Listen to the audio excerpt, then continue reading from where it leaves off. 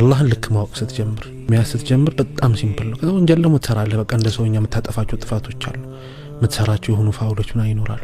ከዛ ሰተረለ ደበቅ ብለህ ደግሞ አላህ እንትን ትለዋለህ እንጂ ማንንም ሙሉ ሆኖ አይደለም። ባይሆንማ አላህ እኮ ሰውን መፍጠር አያስፈልገውም ነበር። አላህን የሚያመልኩ መላእክቶች አሉት አይደል?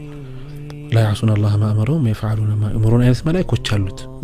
ምንም እንትን አይደለምና በጣም መስተካከል እንዳለበት አስባለሁ። ዒስማ የለም፣ ማንንም ጋር ጥብቅነት የለም፣ ማንንም ሙሉ አይደለም። ማንንም ላይ ተነስቶ ላይ እየሰገደ ሁሌ ዚክር እያደረገ ምናምን የሚኖር አይደለም። በቃ የሆኑ ሰዓቶች መውደቆች አሉ፣ የሆኑ ሰዓት ምን ሰራቸው ፋውሎች አሉ፣ የሆኑ ሰዓት ምን ሰራቸው ወንጀሎች አሉ። ትልቁ ነገር ወደ አላህ እንዴት ነው የምትመለሰው? አላህ ያንን ስለሆነ የሚፈልገው ማለት ነው። ቁል ያ ዒባዲ الذين اسرفوا على انفسهم لا تقنطوا من رحمة الله ان الله يغفر الذنوب جميعا። አላህ ሁሉንም ወንጀል ይምራል ሲልኩ ሁሉንም ነው ያለው። ላይክ አንዱ ዓሊም አንዱ ሼኽ ወይ አንዱ ሰው ተነስቶ አይ አላህ ይሄን አይምርም እንዳይሉ በቃ ዝግት አድርጎታል።